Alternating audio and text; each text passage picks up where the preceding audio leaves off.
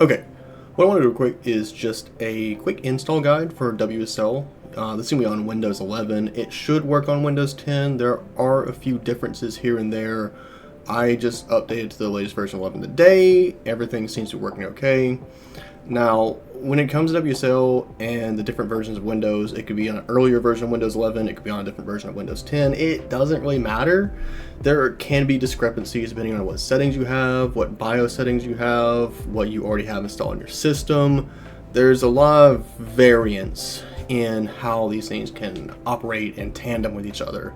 So I'll try to point out a few things that you might experience. It won't show up in this video because this is going to be straightforward from what I've already done and repeated this a few times on a few different systems that I have. And most of my things are tweaked in a way that will have proper virtualization set up already.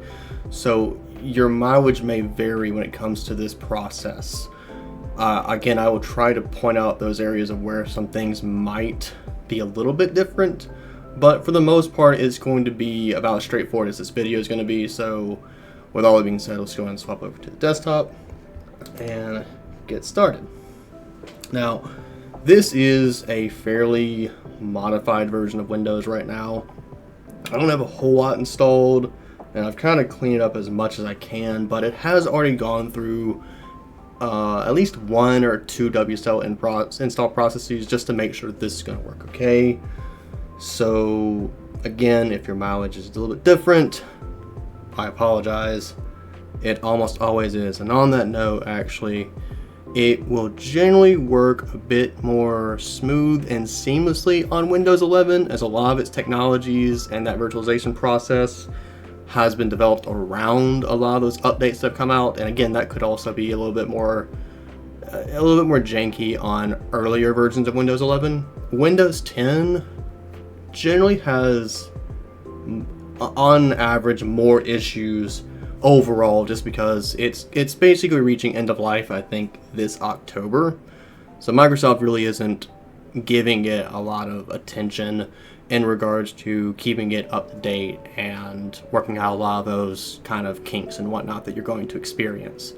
But I've had a few people already come to me and say, like, hey, this isn't working. So I've already kind of worked with some of those issues that I know can be a problem. So hopefully we can point those out and everything should be okay. First thing though, all we really need to do is open up the terminal. You're going to notice my prompt's going to be a little bit different. It doesn't matter if you're on PowerShell 5 or 7. I'm currently running 7 right now. You should be able to do some command prompt. Doesn't matter. We just need one simple command of WSL install. And if you look at here, you see this whole -dw. You can ignore that for the most part. We just need those first two words. And you're going to notice it's going to be downloading Ubuntu. That is the default Linux distro that is shipped. That is perfectly fine. I think it's Ubuntu 24.04 right now. That's the latest LTS release. Now, this is going to be where the first variance that you might experience is. If you notice on mine, it says distribution successfully installed. And we can launch it with that command. We are not going to worry about that too much right now. What you might see is some text saying that a service or a component is not installed. And a lot of time that has to do with Windows features and whatnot. So let me see if I can find, so turn Windows features on or off. A lot of times that has to do with the virtual machine platform. This one particularly, sometimes Windows hypervisor platform, and sometimes it's Windows subsystem for Linux. As you can tell, this is the primary one that has to be turned on and off. If you do the WSL install and it says, hey, this isn't going to work until your system is restarted, you just need to reboot your machine and then run this command again once it relaunches. That restart is needed to turn these features on and off. If I were to turn this off right now, it would tell me you need to restart your system so that these settings can be applied. So if you notice it says that something needs to restart when you run this WSL install command, just reboot, let it start, just go through its process, turn on the feature and off. Then once you reboot, just run it again, and you should get something like this. And if we get to this point, we're good to go. It's already been installed, and we should be fine. Now, I could run this. I'm not going to run it like that. If you notice this little drop down, this has all the different system shells that you have on, well, your install of Windows. You should by default have Windows PowerShell, that's PowerShell 5. Command prompt is there by default. I think the Azure Cloud Shell might be there by default. I'm actually not sure. These two are ones that I have installed personally, so if you don't see them, that's fine. But if we exit out of our terminal, I'm going to close this as well, and then relaunch that, you'll notice that we have this Ubuntu option in our drop down now. So if I click that, we open up this shell with this purple, that's the basic Ubuntu styling, it's purple and orange. That's the way they've done it for a long time. And now provisioning a new WS installed Ubuntu, this might take a while. And then it gets to this point of create a default Unix user account. So it's going to default to whatever your, I think the first name of whatever your Windows account is, something like that. Mine is, that's my name. So we're just going to hit enter, and it's going to ask for a new password. Now, when you are on a Unix system, whether that be Linux or Mac OS or BSD or any of these things, when it goes to these password prompts, you're not going to notice anything's being typed. That is a security feature. It is not a bug, but that is to prevent other people from noticing either what characters you're typing in for your password or how many you're typing in for your password. So I'm going to go ahead and type mine. I'm going to suggest, if you're new to Linux, keep this short. Every time that you need to run a command with super user access, root access, like a sudo command, install anything like that, you're going to need to type your password. So I keep mine pretty short, 3 characters. Again, you notice nothing actually changed on my screen, but you should be able to hear my keyboard going off. 3 characters again, just to confirm. Goes through its whole process. We made our account. Again, to run it, command as administrator, user root, use sudo command. So we have sudo access, all that stuff should be good. No big deal. I'm going to type in clear just to clear up my screen here. Now, we have WSL installed. It's honestly that easy. Again, caveat might be that your Windows features are not turned on properly, so your virtualization might not be enabled. Worst case, you need to change some settings in your BIOS. That is not the easiest setting. Like, generally, getting into your BIOS isn't too hard, but depending on what manufacturer of laptop, or if you're on a desktop, what motherboard you have, they'll treat all those settings completely different, whether you're on an Intel CPU, an AMD CPU, if you're on ARM somehow, it will become dependent on what device you have. So if it has an issue with virtualization, then you'll have to look up your actual model, the BIOS, and all that stuff to take care of that and enable it. Now, on that note, this is WSL 2 specifically. WSL 2 is a true virtual machine implementation of Linux. So this is a full-featured Linux kernel. WSL 1 is kind of a hybrid kernel. It's not a true actual Linux distribution. It kind of exists as this weird hybrid between Linux and Windows.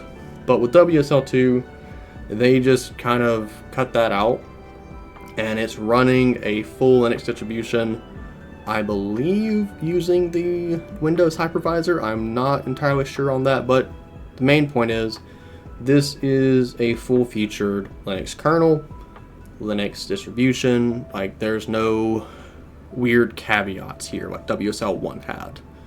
So this is an easy way to get a Unix platform compared to other options like VirtualBox, VMware, or running your own Linux or Mac OS instance you're on your own.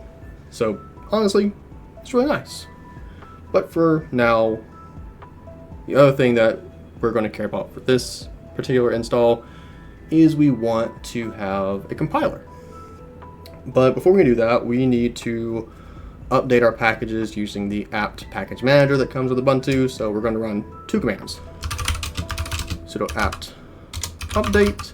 And you could run this by yourself, or if you want to run multiple commands on one line, 2 ampersands, sudo apt upgrade, hit enter, and you'll notice that since we're doing sudo commands, we need to type in our password again. That's why I said keep it short, memorable. Let it go, and it's going to do updating all of its repositories, and then it's going to say, hey, we have X amount of packages, we have 116 packages that need upgraded. That's fine. You can type Y here. Another thing, if you notice these, it'll always default to whatever's capitalized. So if I don't type anything, it just defaults to yes. Not a big deal. Let it go through its process. It's just trying to get all of the pieces of software installed in the system up to date.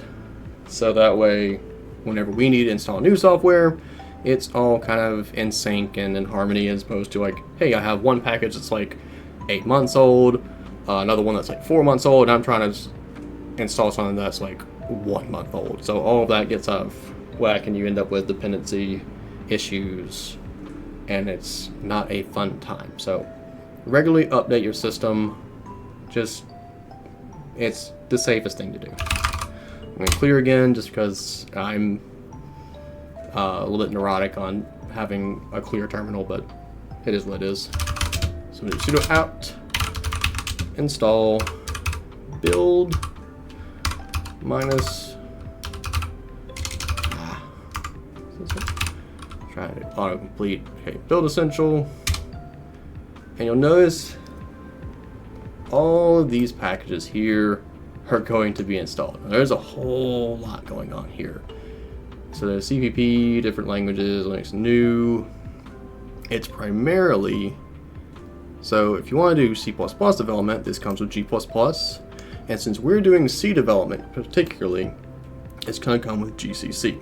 That's what we care about primarily. So we're just going to be okay with all this. This is a very common package on Ubuntu that just comes with a lot of nice development tools. Again, GCC is here, Make is here, Man Pages are here, G++ if you're doing C++ development. It's just a decent way to get started with a bit of C++ development. So we're going to hit enter, let it do its thing, installing all these different applications and pieces of software, and there we go. So if I do GCC minus version right now, let me make my text a little bit larger. Then you'll see, hey, we have GCC 13.3 running over here on Ubuntu, and we're good to go. Now, real quick, if you notice this little tilde right here, that indicates that we're in our home folder.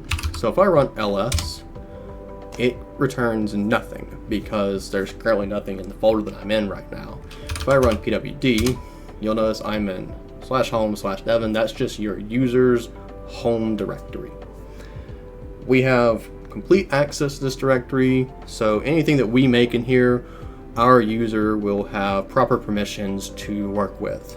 That is very, very important and can cause a lot of issues, specifically with WSL, if you try to make them using Windows. Because a lot of time, if you say make a folder in File Explorer or Visual Studio Code or something like that, it will often, and I know this is very, very bad on Windows 10 specifically, if I were to make something here in one of those applications using Windows, it would make the folder with root permissions, which means that whenever I access this user, they don't have permissions to edit anything in that folder at all. So since this is empty, I want to make a quick development folder for use later. I'm going to type mkdir, which is make directory, and I'm just going to do for the name of the class that this is systems programming, so I'm going to do sysprog, hit enter, and now if I do ls, you'll see that my folder is there. If I do ls -la, you'll notice that this is important here. We can ignore most of these things that have dots. Those are all hidden. They're going to be in everybody's setup whenever they get WSL set up and done. Sudo as admin successful, all these things, that's defaults here just from WSL install. The three main ones that are important, the ones that aren't highlighted. First are these two. So dot is your current directory, dot is the previous directory. If we look at our current directory, it has permissions for our user. Anything before the current directory is now going to require super user or root access to actually modify. This is the issue that sometimes Windows 10 will have, is I assume it is noticing that it's beyond here. And I don't know why it's not saying, hey, you're trying to make something in this that has permissions for your user. It defaults to making folders that have these as the actual owner. So this sysprog that I made, which you can see my user has access to, would be made using root for the owner. And then wherever you try and do something to actually, do some development or whatnot, you can't unless you delete the folder and then remake it, or use chown to change the owner. It's a whole hassle, and this is a very common thing on Windows 10. So before you start making things using the File Explorer or text editor or anything like that, if you're not planning on doing command line development specifically, then you need to make sure to make a directory using this command here. If you do that, generally you're pretty safe. And we can actually exit out of all of this now. So we can just type exit here, or just close out, but I just type exit for brevity's sake. Now, if I go over here, you'll notice in your File Explorer now, and if you don't notice this, you might need to do a restart. This should be present on Windows 10, and it should be present on Windows 11. I know specifically it's on Windows 11. 10's the only one I'm a little bit concerned about. This in the bottom left-hand corner, this Linux entry. If I click on that, we see Ubuntu. That is that instance of WSL right there installed. And you might see multiple of these because I can install Ubuntu. As you saw earlier, I did -d Debian, which lets me do a Debian instance. You can do a Fedora instance, or Arch, or OpenSUSE. There's a lot of things that you can do. You can have multiple instances, because they're all just virtual machines at the end of the day. For now, we're just going to look at this one right here because it's the one we're looking at for this install process. If I open it up, there's a whole bunch of stuff here. Like, what is all of this? This is the root of that install of Ubuntu. So a lot of things, if you're familiar with anything Linux oriented, you'll notice these temp, the opt, mount, media, home, etc., dev, boot. All of these things should be pretty familiar folders in a root folder. We're not going to touch anything here at all. What we care about is in this folder and this user, and if we look, there's our folder from earlier. So if I click into it, I should be able, actually, you know what, real quick, before I do any of that, I'm going to go to my downloads folder because I have a little C file here. This is write to standard output. This is going to be a variant of hello world, essentially, using write as opposed to printf. And I want to take that back to that home folder. So again, I'm at home, Devon, sysprog. I'm going to paste it. And now I want to, let's see. Let's actually, you know what, let's just do it the way that we just worked. Let's go to terminal, open up our Ubuntu, and make sure that we have access to that. So if I do ls again, we see that there's my folder. We're going to cd into sysprog, and dot slash there just says current directory / systems programming here. And I enter, and if I do ls now, oh, there's a little tidbit from Windows. I'm going to do ls -l, see what happened. Okay, so I think we should be able to ignore this for the most part. Again, WSL stuff can be kind of weird. If I do view and show, no, even hidden items, it's just not showing that. That's weird. Oh, no, there it is. Sure. I'm gonna try deleting that. Are you sure I'm permitted? Yeah, we're just gonna delete that. Okay. There we go. WSL does weird things. It's odd. Anyway. So, make sure that that still has proper permissions. As we can see, we have read, write, read, that's all good. And then we are the owner, so there's no weird root permission stuff going on. So, if I do GCC, let's maximize that and bring this up, and I pass in write STD out. If you hit tab, it does auto completion and whatnot. So if you just wondered why all that text just showed up, I hit tab. There's only one option, so just fill it out. We do -O to name the output. That's the output flag, and I'll just name it. Just name it hello.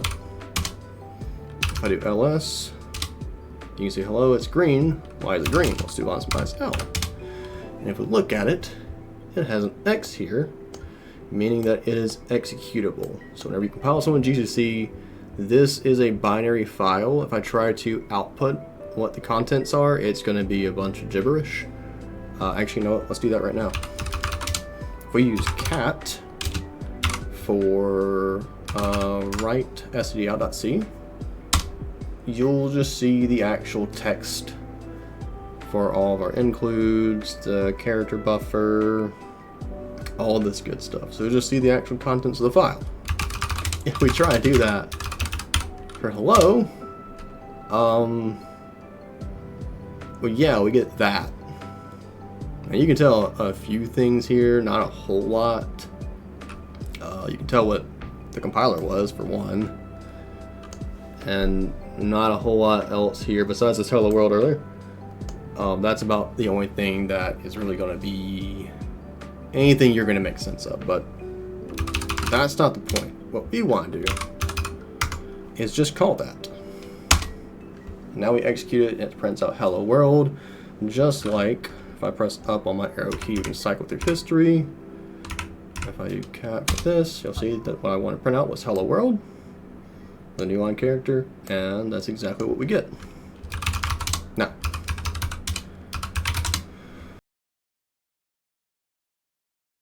okay, I apologize for that. There is an almost ever-present troubleshooting issue when it comes to dealing with WSL in any format. So you'll notice the time has elapsed a bit as I was fiddling with some settings and some other stuff. But it did bring up an issue that I want to address real quick. Now I'm going to move this to tiles to give it a little bit larger view, and we want to focus on this hello, the actual executable that we made. Real quick, we want to open this in our terminal real quick. So if you're on Windows 11, generally you'll see open in terminal here. If you're on 10, you'll probably see it something like this. But regardless, we just want to get access to this folder. Now, a quick way of doing it through 11 is just open in terminal. And you'll notice that we are opened up in PowerShell of Home, Dev and System Programming. And I've shown this already, so let's go ahead and do that real quick. Opening in our WSL instance, we're in the Home folder. So I can cd into Systems Programming, ls, and there's my stuff. But let's say that you were in, you know, a more complex file structure, and there were multiple folders, and you're already here, and you've already found in you know, PowerShell opening a terminal through the File Explorer. And this will be important when you get to a portion in VSCode in a bit. If you don't have the option, like if this is broken and it's not letting you launch it, which can happen, you can launch it manually using WSL-D, which is going to be distribution or distro, whatever you want to call it, and then what you actually want to run, so Ubuntu here. Now if I run that, you'll notice that now I am in my Ubuntu shell. In the exact folder or directory that I just was. If I'm on ls, you'll notice that I see hello and write stdi.c. I'm going to run rm, let me do this real quick, which is remove, and hello. So what this is going to do is it's going to delete hello. I'll run that again, and you'll notice it's gone. However, what's this?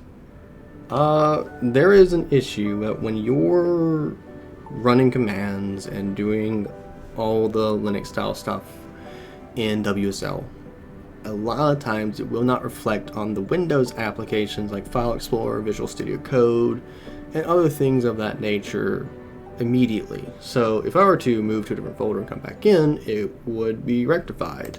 Or if I hit the refresh button up here, you'll see now it shows that it's been removed. So it's not going to have instantaneous updates all the time, and that can be frustrating. We're going to run that command again, the compile command. Now I could cycle up through my history using my arrow up and down keys. Arrow up goes all the way back up, or we can hit Control R, and it's going to do a search. I'm going to type in GCC, and you'll see there's the exact command that I want. We hit Enter, I run that command, and you'll see it's not being reflected in the actual File Explorer by Front OS.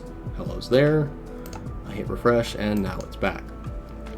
That is a genuine frustration that a lot of people that are new to WSL experience, if they're, looking at the File Explorer and Windows and their actual Linux directories and running commands at the same time. That can be genuinely frustrating, and VSCode does the exact same thing. But let's go ahead and get over to VSCode real quick. Now again, I already have probably mentioned that you can use Emacs and Vim if you want to use Nano. Those options are there if you want more of an actual command line environment. I personally use the micro text editor if I need to, but there are options if you don't want to leave the terminal, plenty of options like that. But for a lot of people that are new to development or new to Linux and WSL as a whole, a lot of them are going to be using an existing IDE already. VSCode is honestly a pretty solid one in terms of trying its best to get out of your way, but offering some features and flexibility when you want them. Again, this is Visual Studio Code, not Visual Studio Community, the really large, full-fat IDE from Microsoft. But if you have Visual Studio Code installed already, we can quickly just do a right-click here. And if you're on Windows 11, you'll need to show more options.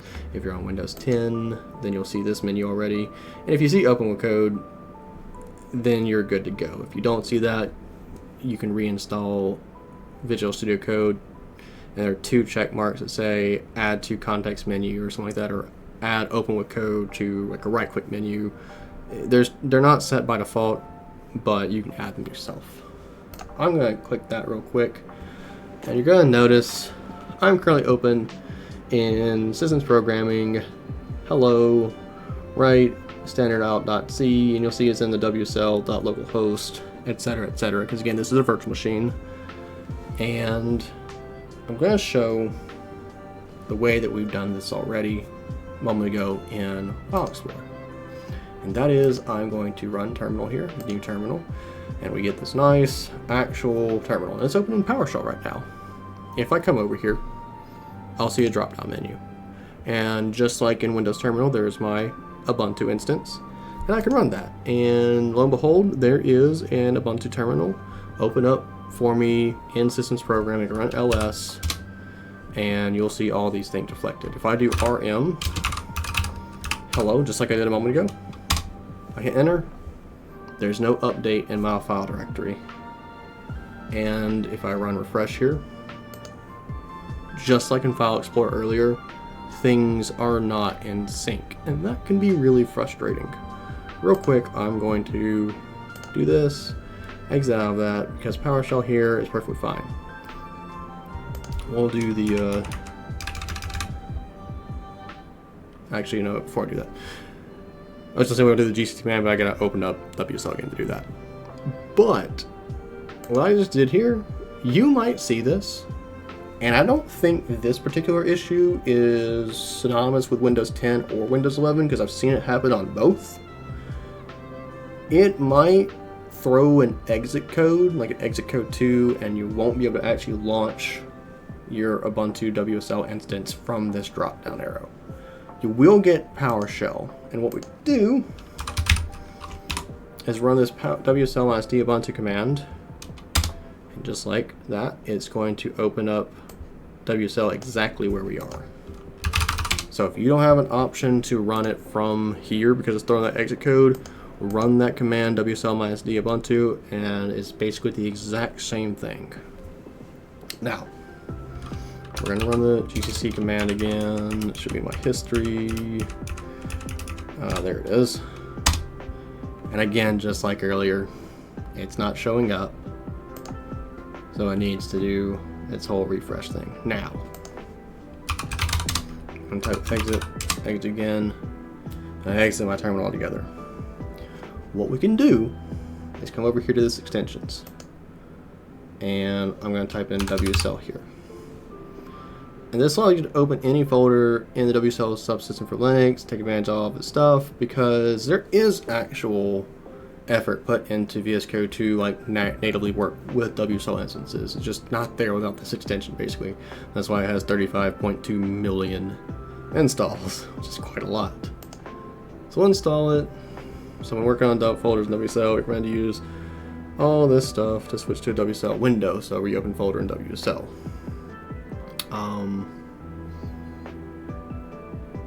We're gonna exit out of that real quick, which is, I mean, that's exactly what we want to do. It'll reopen all of this in WSL, and I want to see how hard it is to find this. Ideally, it would be really easy. Just find connect to WSL using distro. We can just do that. Right there. And it's going to show up, yeah, if we open this folder, it's going to say, hey, reopen the WSL. Okay, so it's going to show this pop-up menu anytime that you do this. That's fine. I'm going to click that real quick. And what's going to happen here, you should notice that we have sysprog, just like earlier, but this time in brackets, we have WSL:/Ubuntu. Now, this isn't necessary, but you'll notice real quick that our terminal is immediately opened using our bash, which is what Ubuntu natively runs with. And this is our Ubuntu WSL terminal. That's exactly what we want, because now it updates immediately. And if I were to do, as you can see, and grade it, that updates immediately as well. So it's a lot more in sync and a bit more harmonious in how this works. I'm pretty sure these should work fine too. I'm going to test that real quick. So I'm just going to do this real quick and just say let's just do sample, just because it's simple. And on top of that, you know what, we'll just do a move. We'll do move right SDL to that new sample directory, and I'm not going to put anything because it's just going to automatically fill it in. And all of a sudden you see it disappeared. Where'd it go? Right here into this folder. And now if I want to click and drag it out, you sure you want to move this into system programming? Yes, I want to move that. Do you want to install? No, I'm not going to do it in the C++. That's okay. And now everything is working just fine. So if I want to do this and move it here, yes, I want to move it. I want to run ls again real quick. Everything seems to be working in order. If I move into sample, and I'm going to run my GCC command again. And now you can see we have hello in both folders. So I run hello here, my current directory, and then I can do dot to get to my previous directory and run the hello there. They both work just fine. So that extension seems to work quite well. And if I wanted to, I should just be able to, yeah, I'll go ahead and delete. We'll go ahead and delete this as well, right? And then if I want to make a whole new folder just by this new file, my bad, I'm going to get hello.c. And this is basically just a complete copy paste. I'm pulling from a web browser real quick, so I'm just going to copy paste that in there. It's the exact contents from the earlier file. run ls. Oops, sorry. Ooh, oh. Yeah, that makes sense. The directory I was just in got deleted while I was still in it, so it's like, hey, I don't know where to go. Okay, that's fine. ls again, sysprog, see it in my folder. There's my C file. I can cat that, and it's the exact same content I see in WSL up here, so we're really good to go, honestly. Real quick, just default should make it out. Yep, right there. And there we go. So it's a little bit all set up. That extension makes working with WSL and VSCode very, very seamless. If you don't use that extension or it doesn't work, it still works just fine. You're just gonna have to do that whole refresh shenanigan, just like File Explorer was having earlier. Again, it's not impossible to work with, but it's just a little bit tedious and a little bit frustrating. But at the end of the day, what we have now is a really robust text editor, a way to do C development because we have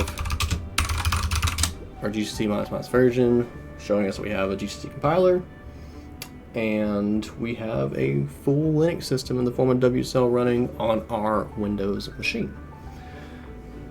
So, with all that being said, this is not the only way that you can get a Linux environment running on Windows. Obviously, you can use something that's a bit more full-fledged instance, so you can run like VirtualBox with an actual graphical user interface for your Linux distro. Same thing with VMware.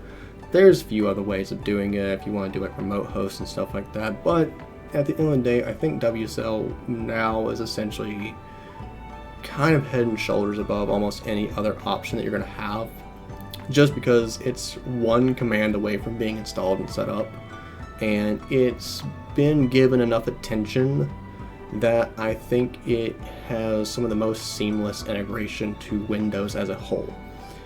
I don't think it's going to be comparable to just running Linux by default or Mac OS or an actual Unix instance by default, but it makes it about as smooth as you possibly can without it being a host operating system.